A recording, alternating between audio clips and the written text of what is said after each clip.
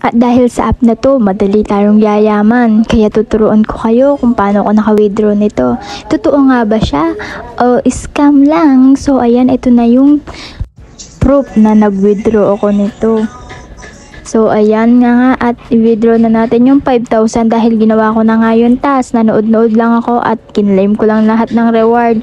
At ayan na nga, tinapos ko na din yung 15 days at nilagay ko na din yung number ko doon, and then eto na nga ang naging kinalalabasan pagka-enter ko. O yan, at maghihintay ka daw ng 7 days. So yan, nanood ulit ako at yan, tinapos ko lahat. Ayan o, keep earning. So ayan, withdraw successful at hintayin nating mapunta sa GCash natin na 7 days at nanood na naman ako after 20 days. Ayan na nga at naka-withdraw na naman tayo ulit ng 8,000. O diba, instant mayaman ka dito sa app na to. Manunood ka lang, ayan, makakapag-withdraw ka na.